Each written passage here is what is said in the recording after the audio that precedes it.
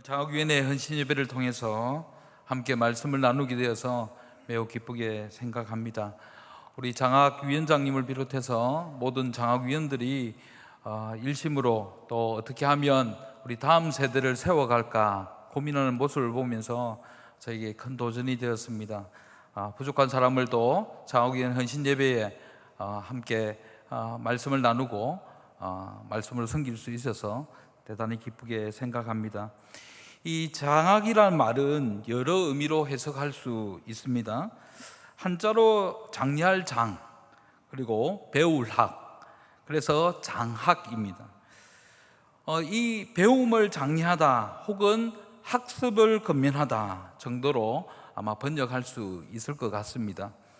그렇다면 우리 교회에서 장학이라고 말할 때에 무엇을 가르치고 무엇을 배우고 또 어떤 학습을 건면할 것인가 하는 것은 매우 중요한 의미가 있다, 그렇게 생각합니다. 특별히 저는 장학에 대해서 생각할 때 이 돌봄과 또 교육이라는 것도 함께 포함이 되어 있다, 그렇게 생각을 합니다. 무엇을 장려하고 무엇을 건면해야 합니까? 믿음을 장려하고 하나님의 말씀으로 건면하고 하나님의 사람으로 세워가야 할 사명이 우리에게 있다라는 겁니다. 오늘 본문의 말씀을 통해서 우리 시대에 꼭 필요한 하나님의 사람을 세우는 우리 장학위원 모든 성도들이 되시기를 우리 주님의 이름으로 간절히 축복합니다. 자, 우리가 살아가는 시대는 믿음대로 말씀대로 살아가기 어려운 시대를 맞이하고 있습니다. 묻지마 살인, 폭행이 난무하는 시대를 살아가고 있습니다. 자녀를 폭행하고 살해하는 일들도 심심찮게 일어나고 있습니다. 우리 시대가 왜 이처럼 어려움을 겪고 있느냐는 것입니다. 비단 어제 오늘 일이 아닙니다. 우리 시대가 오늘 어제 일로 이렇게 된 것이 아니라 꾸준하게 뭔가가 잘못된 일을 겪고 있기 때문에 이런 일이 반복되는 것 같습니다. 가정이 붕괴되고 학교 교육이 무너져 버렸습니다. 교권이 무너졌습니다. 시대가 갈수록 악해져만 갑니다. 그런데 우리가 읽었던 사사기 본문을 묵상하다 보면 우리 시대가 보이고 우리 자신의 모습이 보입니다. 그 중에서 오늘 본문과 본문의 미가야말로 사사시대가 어떤 시대인지를 가장 잘 보여주고 있습니다. 각종 사건 사고들이 우리 시대를 반영하고 있는 것처럼 오늘 본문의 미가가 사사시대를 대변하고 사사시대를 반영하고 있습니다. 어떤 면에서 그런지 함께 한번 살펴보겠습니다. 오늘 본문의 미가는 야곱의 12아들 가운데에 요셉의 아들인 에브라임의 후손입니다. 창세기 마지막 부분에 보면 할아버지 야곱은 요셉의 두 아들을 축복합니다. 왼손은 이 아들 이 므낫세에게, 오른손은 작은 아들 에브라임에게 얹고 축복을 합니다. 그래서 에브라임이 장자의 복을 이어받았습니다. 또한 이스라엘 전체의 장자로서의 축복을 받습니다. 이 에브라임 지파가 요단강을 건너서 차지한 기업은 이 가나안 중심부에 위치해 있었습니다. 인구도 많아서 강력한 지파를 이루었습니다. 무엇보다도 중요한 것은 가나안 정착 초기에서부터 다윗 왕국 때까지 이스라엘의 신앙과 예배의 중심인 실로가 에브라임 지파 관내에 있었다는 것입니다. 즉 에브라임 지파는 그 선조 요셉으로 인하여서 이스라엘 가운데 혈통적으로 신앙적으로 중심적인 지위를 부여받은 지파였습니다. 그런데 사사기 8장 말씀에 보면 기드온이 나옵니다. 이 기드온이 미디안을 물리치고 돌아옵니다. 그러자 그 전쟁에 자신들을 부르지 않았다면서 터집을 잡고 기드온에게 시비를 걸고 있습니다. 그것은 이스라엘에 대한 주도권 싸움에서 밀리지 않으려는 그런 의도를 가지고 있습니다. 사실 그들은 기드온을 지도자로 인정하지 않았고 또 기드온이 미디안을 이길 것이라고 믿지도 않았습니다. 그래서 그 전쟁에서 한 걸음 물러나서 구경만 했었습니다. 그것이 끝이 아닙니다. 12장 말씀에 보면 입다 때의 기드온 때와 똑같은 일이 일어나는 것을 볼 수 있습니다. 12장 말씀을 우리가 함께 한번 읽어보겠습니다. 같이 읽겠습니다. 시작.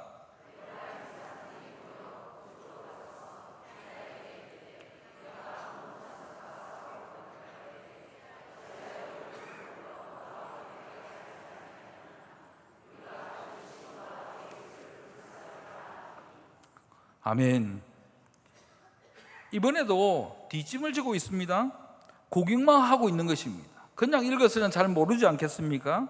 그런데 자세히 한번 읽어보면 입다가 이기고 돌아오니까 시기심과 함께 입다와 그의 지파 길라 사람들을 견제하기 위하여서 이런 속보이는 행동을 하고 있는 것입니다. 해야 할 일은 하지 않으면서 대장 노릇하고 남들이 피땀 흘려 싸워 얻은 그 승리를 가르치려고 하고 남 잘되고 대접받는 것을 보지 못하는 사람들이었습니다. 이것이 바로 굉장히 자기중심적이고 이기주의적인 그런 모습을 보이고 있습니다. 수고하고 희생하고 손해보는 것은 싫고 또 남 잘되고 남들이 대접받는 것도 싫고 그리고 남들이 이루어놓은 것을 빼앗고 싶은 것입니다. 이런 에브라임 지파가 사사시대의 대표 주자였습니다. 오늘 본문은 미가가 바로 이 에브라임 지파였다는 것을 오늘 본문 1절에서 말해주고 있습니다. 왜 사사기에 나오는 이 문제의 중심에는 항상 에브라임 지파가 있는 것입니까? 이 이스라엘의 중심인 요셉의 아들 에브라임 지파, 성소가 있던 실로 가까이에 살던 그들이 그렇게 악했다는 것입니다.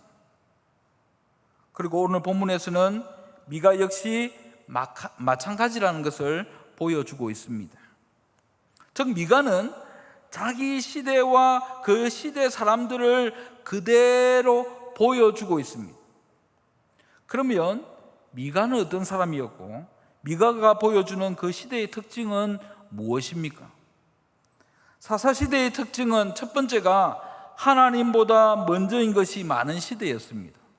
한번 따라해 보겠습니다. 오후 시간이니까 굉장히 졸리고 집중도 잘 안 되고 저렇게 시작하는 거 보니까 언제 마칠지 잘 모르겠고 한번 따라하겠습니다. 하나님보다 먼저인 것이 많은 시대입니다.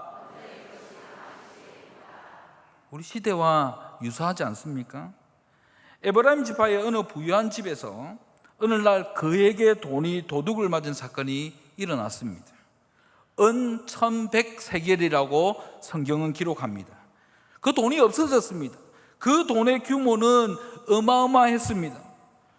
본문 10절 말씀에 보면 미가가 자기 집의 제사장에게 준 1년 연봉이 나오는데 그 연봉이 몇 세겔이라고 나옵니까? 10세겔입니다. 연봉이 10세겔. 그럼 1100세겔 같으면 도대체 얼마라는 말입니까? 한 100년 연봉 되지 않습니까? 맞습니까? 잘 모르십니까? 네.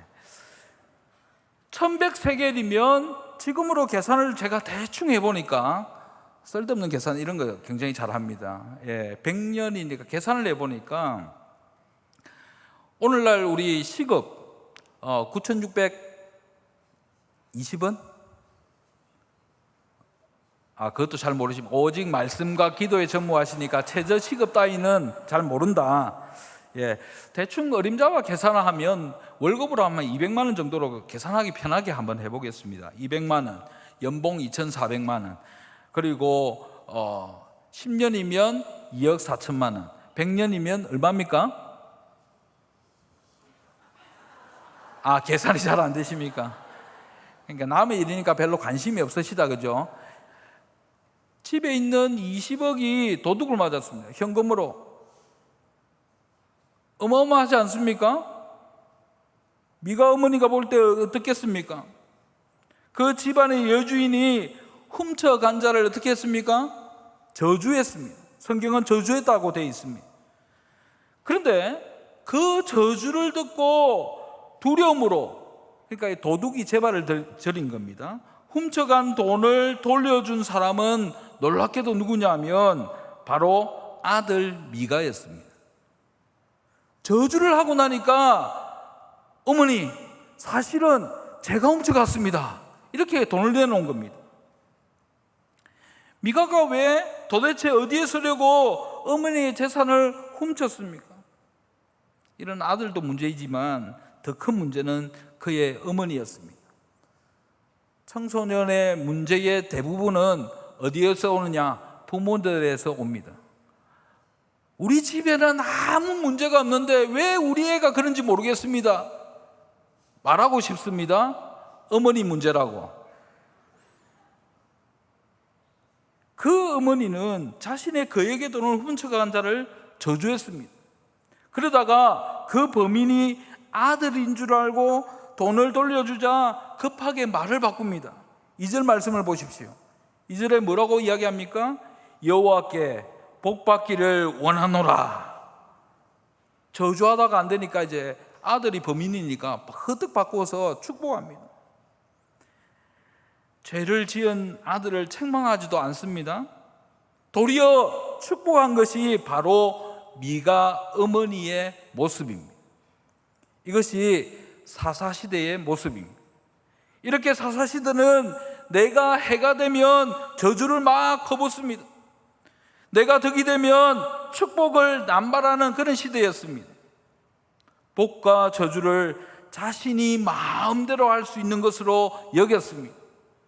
자신이 왕이고 신이었습니다.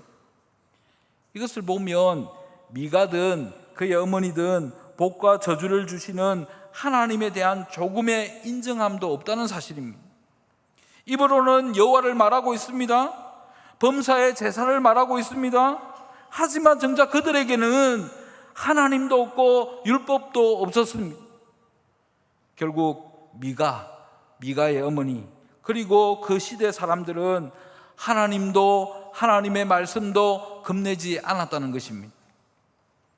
대신에 사랑과 사람의 저주에는 굉장히 민감하게 반응했습니다. 엄마가 그렇게 저주하니까 도둑이 재발 저린다고 퍼뜩 갖고 와서 자기의 돈을, 훔친 돈을 내놓습니다. 하나님께는 무디고 세상과 사람에 대해서는 민감했던 것이 이 시대 사람들의 특징이었습니다. 이렇게 사사시대는 만왕의 왕이신 하나님, 재판장이신 하나님은 어디에도 쳐다볼 수가 없습니다. 뿐만 아니라 미가의 어머니를 한번 보십시오. 아들에 대해서 끔찍하기 짝이 없습니다. 아들이 잘못되면 큰일 납니다. 아무리 아들이 잘못된 행동을 해도 잘 되어야 합니다. 굳이 아들이 잘못한 것을 지적해서 기죽일 필요가 없습니다. 왜 내 아들 기를 죽여? 누가 내 아들을 기를 죽여? 누구도 내 아들 건드리면 죽는다. 설사 하나님이라도 내 아들이 하나님을 경외하지 않고 말씀대로 살지 않아도 괜찮다고 생각합니다. 이 세상에서 잘 되도록 내가 할 수 있는 것은 다 뒷바라지 해줄게. 너는 뭐든지 해라. 이것이 미가의 어머니의 마음이었습니다. 이것이 그 시대의 또 다른 모습입니다. 하나님보다 내 아들, 말씀보다 내 아들이 더 우선입니다. 어머니가 이러니까 미가도 똑같은 죄를 저지르게 됩니다. 본문 5절 말씀을 한번 보시기를 바랍니다. 본문 5절 말씀 같이 한번 읽어보겠습니다. 시작.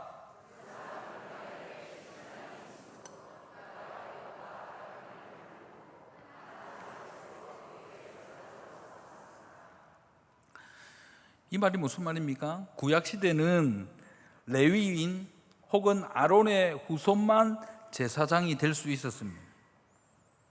그럼에도 불구하고 자기 아들을 제사장으로 세운 것이 바로 미가입니다. 모전자전입니다. 결국 아들을 말씀 위에, 하나님 위에 둔 것입니다. 미가의 어머니와 미가에게 있어서 하나님보다 더 위인 존재, 하나님보다 더 우선하는 것이 있었다는 것입니다. 하나님은 단지 그들을 돕는 존재, 복 주는 존재, 저주를 막아주는 존재, 인생 무대의 엑스트라에 불과했다는 것입니다.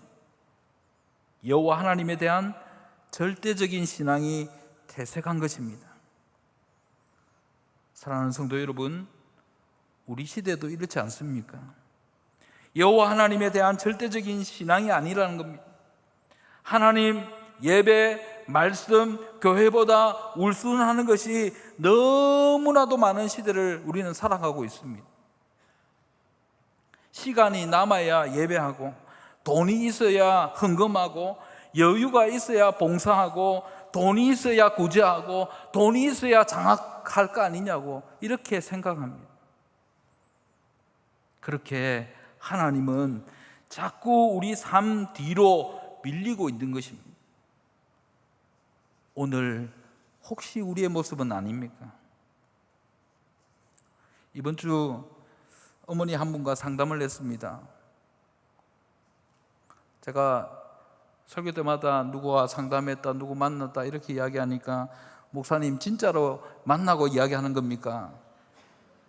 의심하지 마시기를 바랍니다. 제가 매일 만나는 사람이 한 100여 명 정도 됩니다. 상담하는 아이들과 부모님들이. 이번 주 어머니 한 분을 상담을 했는데 이분은 어릴 때에 열심히 교회를 다녔다고 합니다. 그런데 불신 결혼을 했습니다. 그 남편의 직업은 사찰, 절에서 절을 관리하는 사람이었습니다. 두 딸을 낳고 남들이 보기에는 행복한 가정을 이루었다고 합니다. 하지만 가정폭력으로 이혼을 하게 되었습니다. 그리고 두 딸을 두고 혼자 집을 나왔습니다. 아이들도 가정폭력으로 어려움을 당한다는 소식을 듣고 두 딸의 양육권을 가져와서 두 딸을 양육하기 시작했습니다. 큰딸이 사춘기가 되어서 가출하기 시작했습니다. 이쯤에 이 아이를 제가 만났습니다. 아이를 양육하기에 어려움이 있어서 어릴 때 다녔던 교회를 다니기 시작했습니다. 그런데 교회를 다니고 하나님께 기도해봐도 아이가 더 나빠지는 겁니다. 이 아이는 중학교가 유예가 되었습니다. 가출은 더 심해졌습니다. 더 심각한 사고를 치게 되었습니다. 결국 이 아이는 2년간 소년원에 가게 되었습니다. 소년원 가는 날 이 어머니는 대성통곡을 했습니다. 어머니는 당신의 삶을 한탄하고 하나님을 원망하기 시작했습니다. 목사님, 하나님이 살아계시다면 어떻게 이런 일이 있을 수 있습니까? 하나님에 대한 절대적인 신앙을 버리고 원망하기 시작했습니다. 그 이후에 한동안 연락이 없었습니다. 이번 주에 저에게 연락이 왔습니다. 만나자고. 어머니께서 상담을 요청해서 이렇게 만나서 앉아서 이야기를 했습니다. 아이는 너무 잘 지내고 있다고. 8월 10일 날 고등학교 졸업하는 검정고시에 합격하고 지금 소년원에서 생활을 너무 잘하고 있다고 이야기를 합니다. 그리고 이 아이는 매주 이제 그 소년원 안에서 이루어지는 종교 행사, 교회 가서 기도도 열심히 하고, 이 친구가 이렇게 이야기를 했답니다. 나가서 엄마 나 꼭 교회 다닐래, 이렇게 이야기를 했다고 합니다. 그런데 어머니께서 상담을 하면서 어렵게 저에게 말을 합니다. 목사님, 이걸 이야기를 해야 될지 말아야 될지, 이렇게 하면서 이야기를 하면서 이렇게 이야기합니다. 저 신내림 받았어요. 제가 굉장히 당황했습니다. 그러나 당황하지 않고 물었습니다. 전공이 뭡니까? 그러니까 이 어머니가 굉장히 멋쩍게 저에게 명함을 내 보입니다. 땡땡보살, 굿, 궁합, 사주, 금전, 사업, 조상, 자녀. 제가 다른 건 모르겠는데 자녀의 일 때문에 저한테 상담하러 안 왔고 명함에 제가 좀 더 나은 것 같습니다. 그러면서 이 어머니가 이렇게 이야기합니다. 목사님, 제가 신이 딱 신기가 왔을 때는 작두도 탑니다. 제가 설교를 준비하면서 이 아이가 먼저 하나님에 대한 절대적인 신앙이 생기도록 기도가 절로 되었습니다. 설교를 준비하면서 다시 한번 다짐했습니다. 이 어머니에게 교회를 쭉 다니도록 그렇게 건면해야 되겠다 생각을 했습니다. 그래서 제가 11월 5일 이웃 초청주일에 이 어머니 교회에 모셔오도록 제가 이야기했습니다. 어머니가 굉장히 흔쾌히 예, 목사님 가겠습니다. 종교에는 편견이 없는 거 아니겠습니까? 제가 혹 11월 5일 날 이 어머니를 모시고 오더라도 그분입니까? 물어보지 마시기를 바랍니다. 이 어머니가 하나님에 대한 절대적인 신앙이 회복되기를 기도합니다. 여호와 하나님께로 돌아올 수 있도록 함께 기도해 주시기를 부탁드립니다. 사랑하는 성도 여러분, 우리 시대는 이 사사시대와 너무나도 유사한 점이 많습니다. 하나님보다 먼저인 것이 너무 많은 시대를 살아가고 있습니다. 하나님 중심으로, 하나님 절대적인 신앙으로 살아가시는 저와 여러분이 되시기를 우리 주님의 이름으로 간절히 축복합니다. 두 번째 사사시대의 특징이 무엇입니까? 한번 따라하겠습니다. 하나님 없는 하나님 신앙이었습니다. 오늘 본문이 보여주는 미가 시대의 두 번째 특징은 신앙이 너무나 왜곡되어 있었습니다. 하나님께 복받기를 원하노라 2절에, 3절에 보니까 여호와께 거룩히 드리노라, 13절에 보니까 여호와께서 내게 복 주실 줄을 아노라. 참 좋은 말들입니다. 아주 경건해 보입니다. 아주 은혜스러워 보입니다. 그러나 말로는 신령해 보이도 속으로 들어가 보면 전혀 다릅니다. 하나님께 드린다 하면서 그것으로 신상, 우상의 형상 2개를 만들었습니다. 그리고 미가의 집에는 이미 우상을 위한 신당이 있었습니다. 오늘 본문 5절 말씀에 보면 분명히 그 집에 신당이 있으므로라고 기록합니다. 무슨 말입니까? 말은 하나님이었지만 실상은 하나님이 아니었다는 말입니다. 도리어 우상이었습니다. 우상을 숭배하면서 하나님이라 불렀습니다. 그리고 하나님께 드리는 제물이 아닌데도 하나님께 드린다고 했습니다. 하나님을 예배하는 방법이 아닌데도 하나님을 예배하는 것처럼 했던 것입니다. 아주 이율배반적이고 모순적인 모습입니다. 그 시대의 신앙생활이 이랬다라는 겁니다. 어디 그뿐입니까? 오늘 본문 7절 말씀을 다시 한번 보시기를 바랍니다. 7절 말씀을 같이 한번 읽어보겠습니다. 시작.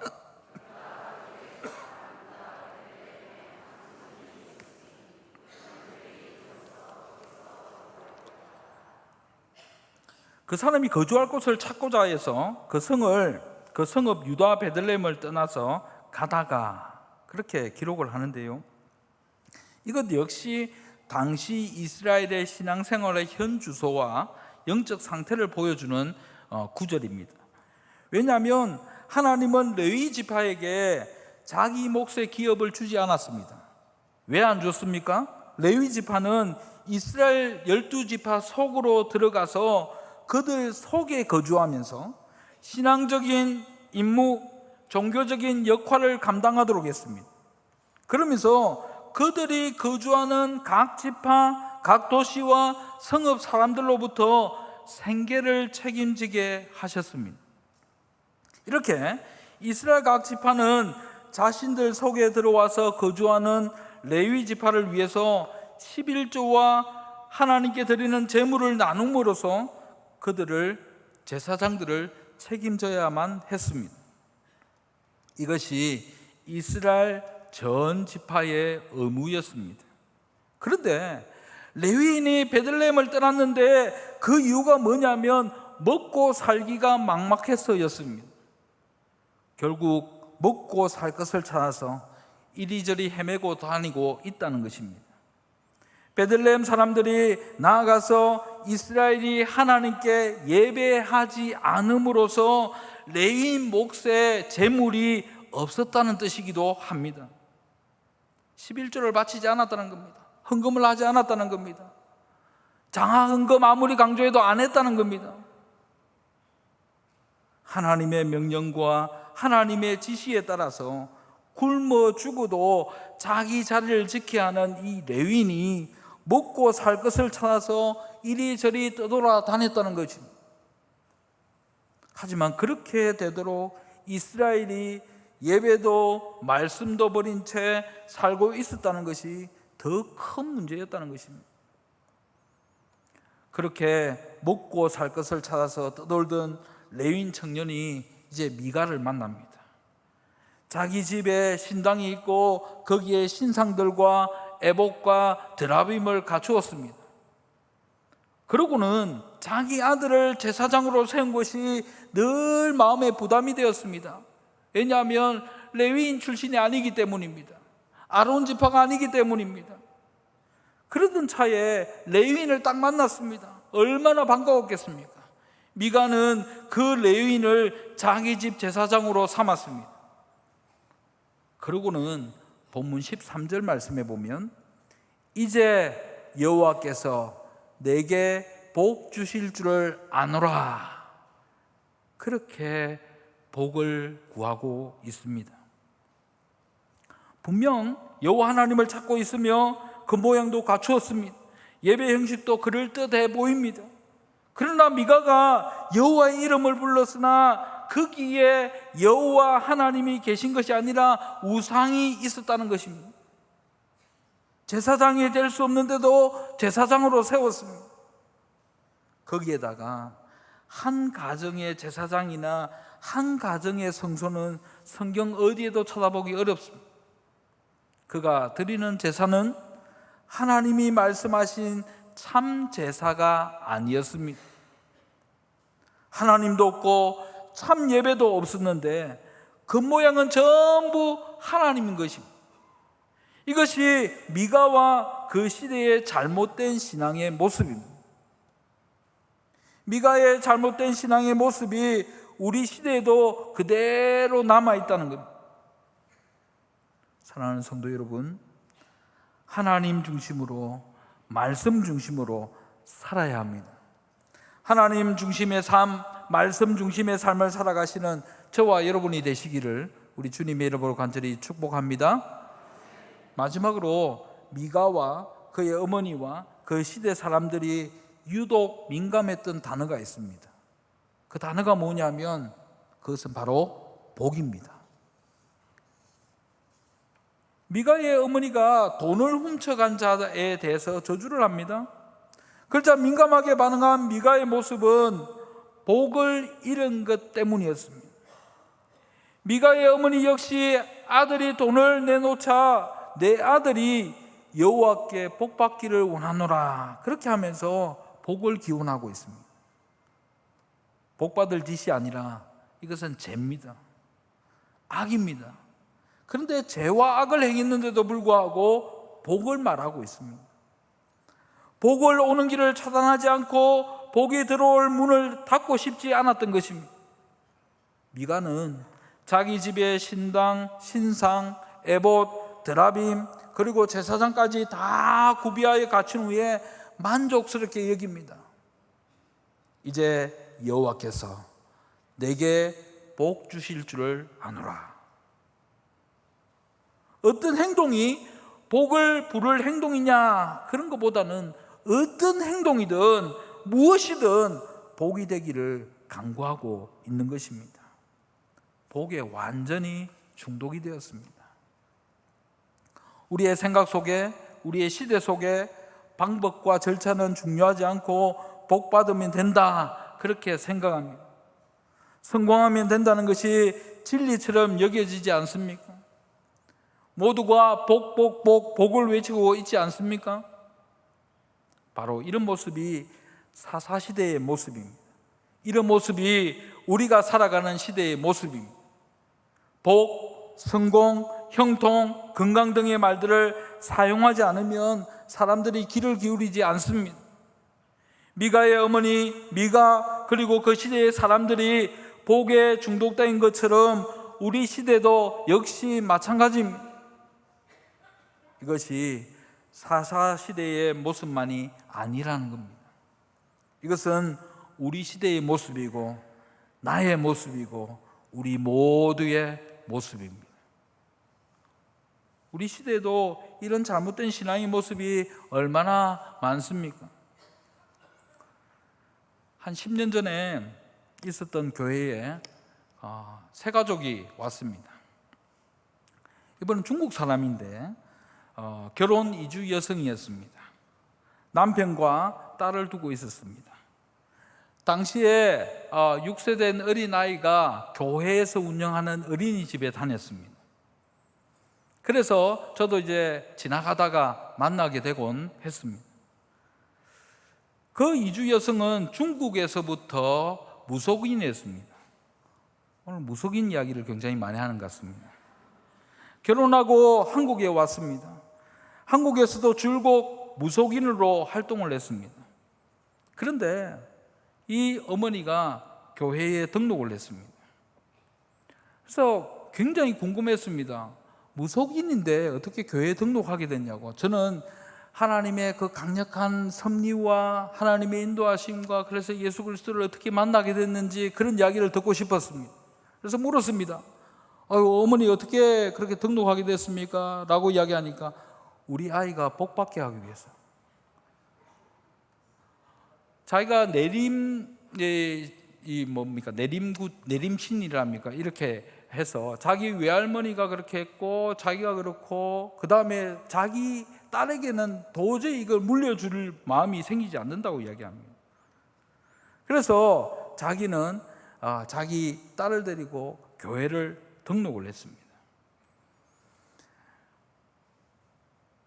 교육자들과 함께 이제 신방을 가는데 저도 따라갔습니다. 교회에 등록했지만 계속해서 영업 중이었습니다. 교회에 등록했는데 영업하면 안 된다고 제가 되게 뭐라 했습니다. 그런데 이분이 이렇게 이야기합니다. 영업을 해야 교회에 헌금을 할 거 아닙니까? 그리고 자기 고객 중에 교회 다니는 집사님들도 많다고, 자기가 영업 안 하면 실망한다고 이렇게 이야기를 합니다. 그날 이제 신방을 가서 교육자들이 우리 담임 목사님이 신주단지 다 없애라 그래가지고 신주단지도 없애고 기도하고 이렇게 돌아왔습니다. 그런데 그 뒤에도 들으니까 영업을 계속한다는 이야기를 들었습니다. 그래서 제가 이제 저하고 좀 잘 지냈습니다. 이렇게 잘 지냈는데 제가 무속인하고 좀 잘 지내는 것 같은 느낌이 드는데 잘 지냈습니다. 그래서 이분에게 이렇게 이야기했습니다. 요즘에도 영업합니까? 이렇게 이야기하니까 이 어머니가 이렇게 이야기해요. 목사님 대목에는 해야 됩니다. 추석이나 설은 대목입니다. 그래서 제가 되게 뭐라 했습니다. 교회 등록하고 이제 2개 중에 1개 이렇게 머뭇머뭇거리면 안 된다고 내가. 그러면 이분이 또 싫어하는 딸한테 복이 안 간다고 내가 그렇게 이야기를 했습니다. 그러니까 이 어머니가 저를 딱 보더니 이렇게 이야기합니다. 목사님은 정말 훌륭하게 될 상이라고. 그분이 용한지는 잘 모르겠습니다. 제가. 그래서 이제 영업하시면 안 된다고 제가 되게 뭐라 하고 그 다음에 신방을 갔습니다. 깜짝 놀랐습니다. 문 앞에 이렇게 붙여놨습니다. 주일은 쉽니다.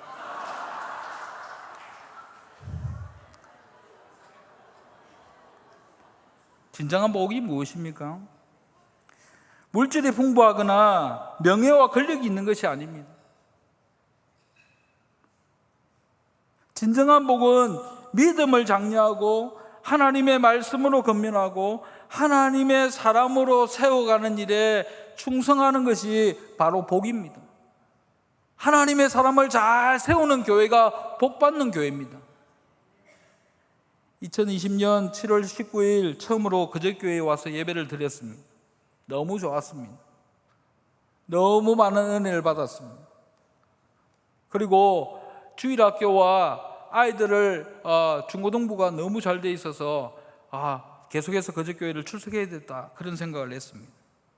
지금 우리 온 가족은 성도님들의 사랑과 격려로 우리 교회에서 신앙생활을 잘하고 있습니다.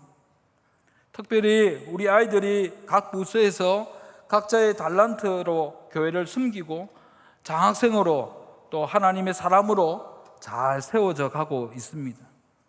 교회에서 장학금 받는다는 이야기입니다. 이것이 저에게는 복입니다. 장학금 받아서 복이 아니라 하나님의 사람으로 믿음을 잘 지키고 성장해가는 모습을 보면서 얼마나 감사한지 모릅니다. 또한 제가 전도한 아이들을 사랑으로 격려해 주시고 반갑게 인사해 주시고 기도해 주셔서 너무 감사합니다. 성도님들의 기도와 사랑과 격려로 이 아이들이 너무 잘 자라고 있습니다. 대학에 다니는 친구도 있고 그 중에 한 아이는 오늘 새가족 공부를 시작을 했습니다. 가을에는 입교를 할 예정입니다.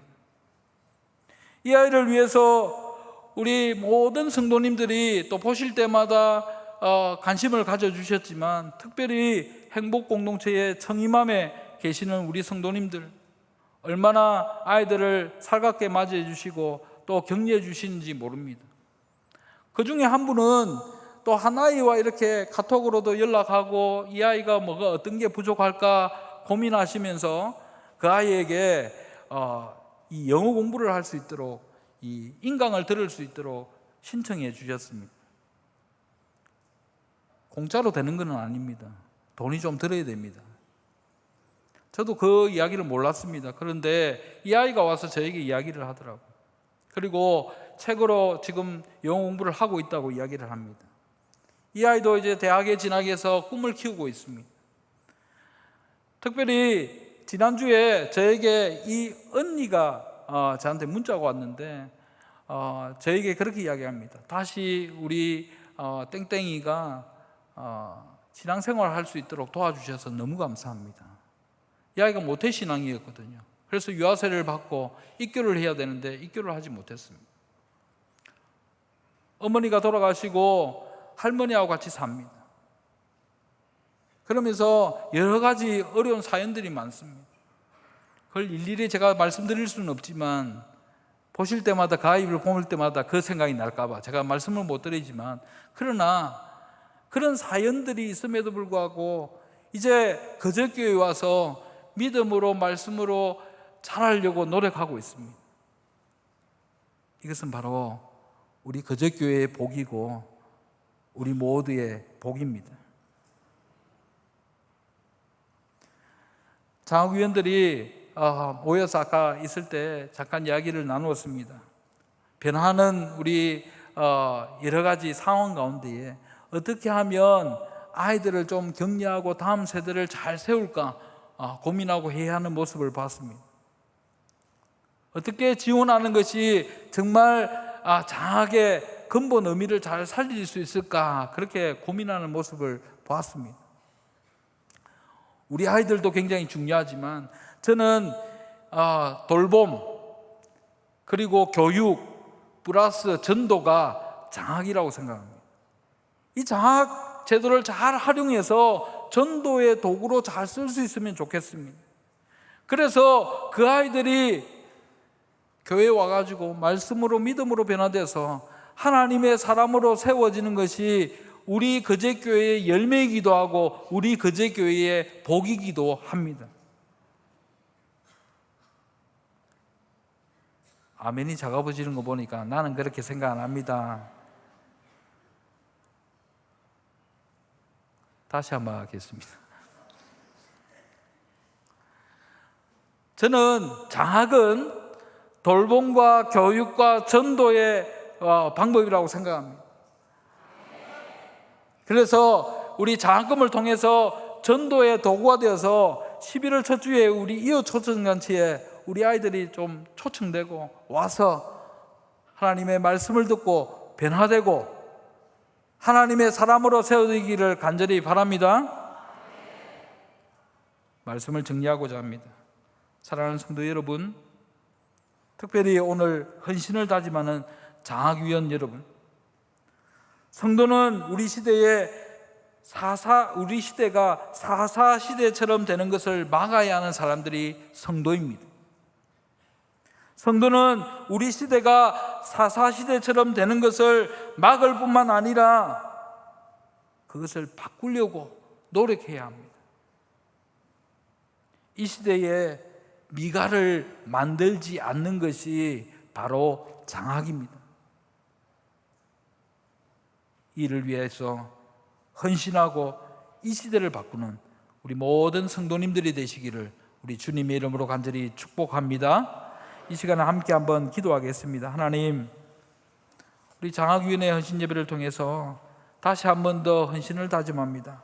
하나님, 4.4 시대와 우리 시대가 너무나도 유사한 점들이 많이 있는데 그럼에도 불구하고 이 시대를 바꾸려고 노력하는 우리 거제교회가 되게 하여 주옵소서. 그래서 이 일을 통하여서 하나님께서 기뻐하시는 하나님의 사람들을 세워내는 일에 헌신하는 우리 모두가 되게 하여 주옵소서. 우리 한번 말씀을 기억하면서 다 같이 동성으로 기도하겠습니다.